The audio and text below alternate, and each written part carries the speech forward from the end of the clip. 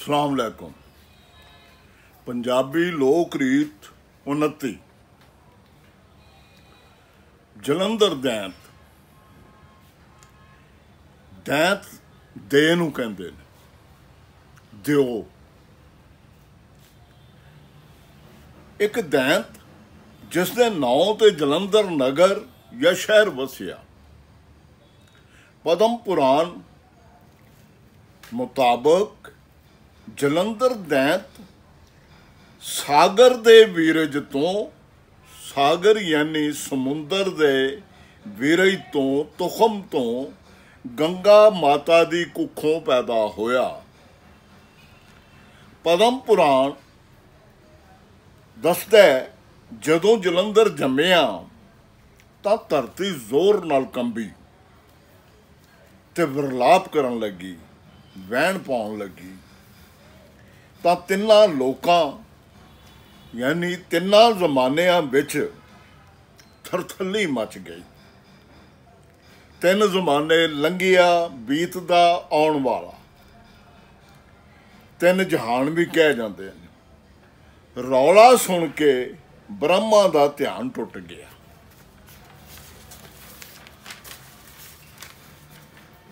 ਜਾਂ ਉਹਦੀ ਲਿਵ ਮਤਲਬ ਤਾਰ ਟੁੱਟ ਗਈ, ਜਿਹੜੀ ਉਹਨੇ ਨਿਗਾਹ ਲਾਈ ਹੋਈ ਸੀ, ਤਾੜੀ ਲਾ ਕੇ ਜਿਹੜਾ ਉਹ ਬੈਠਾ ਹੋਇਆ ਸੀ, ਉਹਦੀ ਤਾੜੀ ਟੁੱਟ ਗਈ। ਉਹ ਹੰਸ ਉੱਤੇ, ਬ੍ਰਹਮਾ ਦੀ ਸਵਾਰੀ ਹੰਸ ਹੈ, ਉਹਦੇ ਉੱਤੇ ਸਵਾਰ ਹੋ ਕੇ ਸਮੁੰਦਰ ਕੋਲ ਪੁੱਜੇ ਤੇ ਪੁੱਛਿਆ, ਜੋ ਇੰਨਾ ਭਿਆਨਕ ਰੌਲਾ ਕਿਉਂ ਪਾਉਂਦਾ ਪਿਆ ਏ? ਸਾਗਰ ਨੇ ਯਾਨੀ ਸਮੁੰਦਰ ਨੇ ਦੱਸਿਆ, ਜੋ ਇਹ ਰੌਲਾ ਮੇਰਾ ਨਹੀਂ, ਮੇਰੇ ਬਲਵਾਨ ਜ਼ੋਰਾਵਰ ਬਹੁਤ ਸ਼ਕਤੀ ਵਾਲੇ ਪੁੱਤਰ ਦਾ, ਜੋ ਚੋਖਾ ਹੀ ਗੱਜਦਾ ਪਿਆ। ਬ੍ਰਹਮਾ ਨੇ ਜਦੋਂ ਸਾਗਰ ਦੇ ਪੁੱਤਰ ਵੱਲ ਵੇਖਿਆ ਤਾਂ ਬਾਲਕ ਨੇ ਯਾਨੀ ਬੱਚੇ ਨੇ ਬ੍ਰਹਮਾ ਦੀ ਦਾੜੀ ਆਪਣੀ ਮੁੱਠ ਵਿੱਚ ਪੱਕੀ ਫੜ ਲਈ। ਬ੍ਰਹਮਾ ਨੇ ਛੁਡਾਉਣ ਦਾ ਯਤਨ ਕੀਤਾ, ਪਰ ਕਿੱਥੇ? ਸਾਗਰ ਨੇ ਬਾਲਕ ਨੂੰ ਯਾਨੀ ਬੱਚੇ ਨੂੰ ਬ੍ਰਹਮਾ ਦੀ ਦਾੜੀ ਛੱਡ ਦੇਣ ਦਾ ਹੁਕਮ ਦਿੱਤਾ।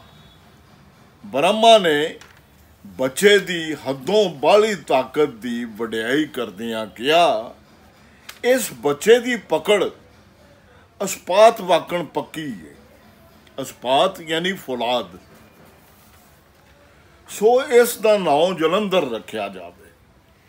ਨਾਲ ਹੀ ਬ੍ਰਹਮਾ ਨੇ ਦਾਤ ਬਖਸ਼ੀ ਯਾਨੀ ਵਰ ਬਖਸ਼ਿਆ, ਦੁਆ ਦਿੱਤੀ ਔਰ ਗੁਣ ਦਿੱਤਾ, ਜੋ ਜਲੰਧਰ ਦੀ ਕੀਰਤੀ ਤਾਰੀਫ ਤਿੰਨਾਂ ਜਹਾਨਾਂ ਵਿੱਚ ਫੈਲੇਗੀ ਤੇ ਦੇਵਤੇ ਇਸ ਉੱਤੇ ਫਤਹ ਨਹੀਂ ਪਾ ਸਕਣਗੇ।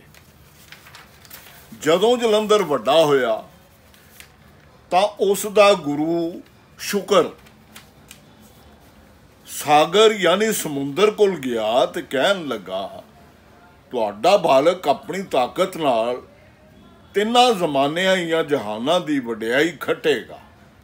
ਇਸ ਲਈ ਤੁਸੀਂ ਜੰਬੂ ਦੀਪ ਯਾਨੀ ਟਾਪੂ, ਜਜ਼ੀਰਾ ਯਾਨੀ ਜੰਬੂ ਜਜ਼ੀਰੇ ਤੋਂ ਪਿੱਛੇ ਹਟ ਜਾਓ, ਤਾਂ ਜੋ ਜਲੰਧਰ ਦੇ ਵਸੇਬਾ ਕਰਨ ਲਈ ਧਰਤੀ ਖੁੱਲੀ ਹੋ ਜਾਵੇ।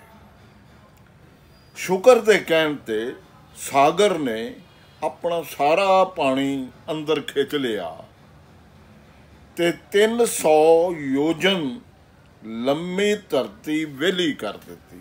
ਇਹ ਯੋਜਨ ਕੋਈ ਪੁਰਾਣੀ ਲੰਮਾਈ ਦਾ ਹਿਸਾਬ ਹੈ। ਇਹੋ ਧਰਤੀ ਪਾਵਨ ਜਲੰਧਰ ਯਾਨੀ ਪਵਿੱਤਰ ਜਲੰਧਰ ਦੇ ਨਾਂ ਨਾਲ ਧੁੰਮ ਗਈ ਤੇ ਇਸ ਧਰਤੀ ਉੱਤੇ ਅੱਜ ਦਾ ਜਲੰਧਰ ਨਗਰ ਵਸਿਆ। ਸਰ ਅਲੈਗਜ਼ੈਂਡਰ ਕਨਿੰਗਮ ਦਾ ਵਿਚਾਰ ਹੈ, ਜੋ ਇਹ ਕਥਾ, ਇਹ ਕਹਾਣੀ ਉਸ ਪਰਾ ਇਤਿਹਾਸ ਯਾਨੀ ਤਵਾਰੀਖ ਤੋਂ ਪਹਿਲਾਂ ਦੇ ਜ਼ਮਾਨੇ ਵੱਲ ਇਸ਼ਾਰਾ ਕਰਦੀ ਏ, ਜਦੋਂ ਸਾਗਰ ਮਤਲਬ ਸਮੁੰਦਰ ਜਲੰਧਰ ਦੁਆਬ ਤਿੱਕਰ ਫੈਲ ਰਿਹਾ ਹੋਇਆ ਸੀ। ਜਲੰਧਰ ਬਾਬਤ ਕਈ ਸਥਾਵੀਆਂ ਯਾਨੀ ਲੋਕਲ ਕਹਾਣੀਆਂ ਵੀ ਪ੍ਰਚਲਿਤ ਨੇ। ਜਲੰਧਰ ਆਪਣੀ ਘਰ ਦੀ ਵਰਿੰਦਾ ਦੇ ਜ਼ੋਰ ਦੇ ਪਾਰੋਂ ਅਜਿੱਤ ਸੀ, ਜਿਹਨੂੰ ਫਤਹ ਨਹੀਂ ਸੀ ਕੀਤਾ ਜਾ ਸਕਦਾ। ਜਾਣੇ ਜਲੰਧਰ ਆਪਣੀ ਬੀਵੀ ਦੇ ਸੱਚ ਦੇ ਜ਼ੋਰ ਪਾਰੋਂ ਸ਼ਿਕਸਤ ਨਹੀਂ ਸੀ ਖਾ ਸਕਦਾ। ਦੇਵਤਿਆਂ ਨੇ ਉਸ ਨੂੰ ਜਿੱਤਣ ਦੀ ਬੜੀ ਵਾਹ ਲਾਈ, ਪਰ ਅਸਫਲ ਰਹੇ। ਅਖੀਰ ਵਰਿੰਦਾ ਦਾ ਸੱਚ ਖੇਣ ਕਰਨ ਲਈ ਵਿਸ਼ਨੂੰ ਨੇ ਜਲੰਧਰ ਦਾ ਰੂਪ ਧਾਰਿਆ ਤੇ ਵਰਿੰਦਾ ਦਾ ਸੱਤ ਭੰਗ ਕਰ ਦਿੱਤਾ, ਯਾਨੀ ਉਹਦੀ ਸੱਚਾਈ ਜਿਹੜੀ ਸੀ ਉਹਨੂੰ ਤਰੋੜ ਦਿੱਤਾ, ਉਹਦਾ ਸੱਚ ਤਰੋੜ ਦਿੱਤਾ। ਸ਼ਿਵ ਨੇ ਜਲੰਧਰ ਨਾਲ ਯੁੱਧ ਕਰਕੇ ਉਸ ਦਾ ਸਿਰ ਧੜ ਨਾਲੋਂ ਵੱਖ ਕਰ ਦਿੱਤਾ, ਪਰ ਵੱਢਿਆ ਹੋਇਆ ਸਿਰ ਦੇਵੀ ਤਾਕਤ ਨਾਲ ਮੁੜ ਧੜ ਨਾਲ ਜੁੜ ਗਿਆ।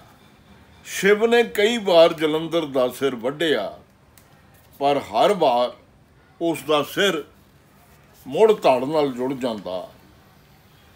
ਜਲੰਧਰ ਪੁਰਾਣ ਮੁਤਾਬਕ ਸ਼ਿਵ ਨੇ ਇੱਕ ਵਾਰੀ ਸਾਰੀ ਪਰਬਤਮਾਲਾ ਯਾਨੀ ਪਹਾੜੀ ਸਿਲਸਿਲਾ ਨੂੰ ਜਲੰਧਰ ਦੈਂਤ ਦੇ ਸਿਰ ਤੇ ਜਿਸਮ ਉੱਤੇ ਸੁੱਟ ਕੇ ਉਸ ਨੂੰ ਕੁਚਲ ਦਿੱਤਾ। ਸਾਰੇ ਪਹਾੜੀ ਸਿਲਸਿਲੇ ਨੂੰ ਚੁੱਕ ਕੇ ਉਹਦੇ ਉੱਤੇ ਮਾਰਿਆ ਤੇ ਜਲੰਧਰ ਦੈਂਤ ਦਾ ਸਿਰ ਤੇ ਜਿਸਮ ਦਰੜ ਕੇ ਰੱਖ ਦਿੱਤਾ। ਦੈਂਤ ਦੇ ਮੂੰਹ ਵਿੱਚੋਂ ਅੱਗ ਦੇ ਲੰਬੂ ਨਿਕਲਣ ਲੱਗੇ, ਜੋ ਅੱਜ ਤੱਕ ਨਿਕਲਦੇ ਪਏ ਨੇ। ਉਹ ਥਾਂ ਜਵਾਲਾਮੁਖੀ ਦੇ ਨਾਂ ਨਾਲ ਪ੍ਰਸਿੱਧ ਹੈ। ਦੈਂਤ ਦੀ ਕੰਡ ਦੁਆਬੇ ਦੇ ਉਤਲੇ ਹਿੱਸੇ ਹੇਠ ਆ ਗਈ। ਇਸ ਇਲਾਕੇ ਨੂੰ ਲੋਕੀ ਹੁਣ ਵੀ ਜਲੰਧਰ ਪਿੱਠ ਕਹਿੰਦੇ ਨੇ। ਜਲੰਧਰ ਦੈਂਤ ਦੇ ਪੈਰ ਹੇਠਾਂ ਮੁਲਤਾਨ ਤੀਕ ਉਸ ਥਾਂ ਤੀਕਣ ਫੈਲੇ ਹੋਏ ਨੇ ਜਿੱਥੇ ਪੁਰਾਣੇ ਸਮੇਂ 'ਚ ਬਿਆਸ ਤੇ ਸਤਲੁਜ ਦਾ ਮੇਲ ਹੁੰਦਾ ਸੀ। ਇੱਕ ਕਹਾਣੀ ਮੁਜਬ ਉਸ ਦਾ ਸਰੀਰ 48 ਵਰਗ ਮੀਲ ਘੇਰੇ ਵਿੱਚ ਦੱਬਿਆ ਪਿਆ ਹੈ। ਇੱਕ ਹੋਰ ਕਹਾਣੀ ਹੈ ਜੋ ਜਲੰਧਰ ਦੈਂਤ ਇਸ ਦੁਆਬੇ ਨੂੰ ਵਸਣ ਨਹੀਂ ਸੀ ਦਿੰਦਾ। ਅਖੀਰ ਵਿਸ਼ਨੂੰ ਨੇ ਜਲੰਧਰ ਨੂੰ ਮਾਰ ਕੇ ਉਸ ਦੀ ਪਿੱਠ ਉੱਤੇ ਯਾਨੀ ਉਹਦੀ ਕੰਧ ਉੱਤੇ ਇਹ ਦੁਆਬਾ ਵਸਾਇਆ। ਬਾਹਮਣਾਂ ਦਾ ਆਖਣ ਹੈ ਇਸ ਦੈਂਤ ਦਾ ਸਿਰ ਨਿਗਵਾਲ ਨਦੀ ਉੱਤੇ ਜਿੰਦਰੰਗਲ ਵਿੱਚ ਨੰਦ ਕਿਸ਼ੋਰ ਮਹਾਦੇਵ ਦੇ ਮੰਦਰ ਹੇਠ ਹੈ। ਇਸ ਸਥਾਨ ਤੋਂ ਪਾਲਮਪੁਰ ਤੱਕ ਜੋ ਜੰਗਲ ਹੈ ਉਸ ਨੂੰ ਵਰਿੰਦਾਵਨ ਕਹਿੰਦੇ ਨੇ, ਜਿਸ ਦਾ ਨਾਂ ਜਲੰਧਰ ਦੀ ਬੀਵੀ ਵਰਿੰਦਾ ਉੱਤੇ ਪਿਆ। ਇਹ ਵਿਚਾਰ ਹੈ ਜੋ ਬੈਜਨਾਥ ਦੇ ਪਰਬਤ ਚੜ੍ਹਦੇ ਵੱਲ ਯਾਨੀ ਸ਼ਮਾਲ ਮਸ਼ਰਕ ਵੱਲ 5 ਮੀਲਾਂ ਦੀ ਵਿੱਥ ਉੱਤੇ ਸੰਸੀਲ ਵਿੱਚ ਮੁਕਤੇਸ਼ਵਰ ਮੰਦਰ ਵਾਲੀ ਥਾਂ ਹੇਠਾਂ ਜਲੰਧਰ ਦੈਂਤ ਦਾ ਸਿਰ ਗੱਡਿਆ ਹੋਇਆ ਹੈ। ਜਲੰਧਰ ਦੈਂਤ ਦਾ ਇੱਕ ਹੱਥ ਨੰਦ ਕਿਸ਼ੋਰ ਵਿੱਚ ਸਿਰ ਦੇ ਉੱਤੇ ਧਰਿਆ ਦੱਸਿਆ ਜਾਂਦਾ ਹੈ ਤੇ ਦੂਜਾ ਬੀਜਨਾਥ ਵਿੱਚ ਜਲੰਧਰ ਦੇ ਪੈਰ ਕਲੇਸ਼ਰ ਵਿੱਚ ਨੇ, ਜੋ ਬਿਆਸ ਦੇ ਕੰਢੇ ਉੱਤੇ ਕਾਇਮ ਹੈ। ਇੱਕ ਹੋਰ ਅੱਖ ਤੇ ਜੋ ਲਾਹੌਰ ਦੇ ਵਸਾਣ ਤੋਂ ਪਹਿਲਾਂ ਰਾਮਚੰਦਰ ਦੇ ਪੁੱਤਰ ਲੌ ਦੀ ਜਾਂ ਲਵ ਦੀ ਰਾਜਧਾਨੀ ਜਲੰਧਰ ਸੀ। ਜਲੰਧਰ ਦੇ ਅਰਥ ਪਾਣੀ ਦੇ ਅੰਦਰ ਯਾਨੀ ਜਲ ਦੇ ਅੰਦਰ ਜਾਂ ਹੇਠ ਦੇ ਨੇ। ਕਦੇ ਜਲੰਧਰ ਅਤੇ ਇਸ ਦੇ ਆਸ-ਪਾਸ ਦਾ ਸਾਰਾ ਇਲਾਕਾ ਸਮੁੰਦਰ ਹੁੰਦਾ ਸੀ। ਜਲੰਧਰ ਦਾ ਇੱਕ ਪੁਰਾਣਾ ਨਾਂ ਤ੍ਰਿਗਰਤਾ ਵੀ ਹੈ। ਚੀਨੀ ਸੈਲਾਨੀ ਹਿਊਨ ਸਾਂਗ ਆਪਣੀਆਂ ਲਿਖਤਾਂ ਵਿੱਚ ਜਲੰਧਰ ਦਾ ਜ਼ਿਕਰ ਕਰਦਾ ਹੈ। ਉਦੋਂ 7ਵੀਂ ਸਦੀ ਵਿੱਚ ਜਲੰਧਰ ਵਿੱਚ ਪਹਾੜ ਵਾਲੇ ਪਾਸੇ ਚੰਬੇ ਦੀ ਰਿਆਸਤ, ਚੜ੍ਹਦੇ ਯਾਪਵਾਦ ਵੱਲ ਮੰਡੀ ਤੇ ਸਕੇਤ ਤੇ ਦੱਖਣ ਚੜ੍ਹਦੇ ਵੱਲ ਸਤਦਰੂ ਦੇ ਇਲਾਕੇ ਫੈਲੇ ਹੋਏ ਸਨ।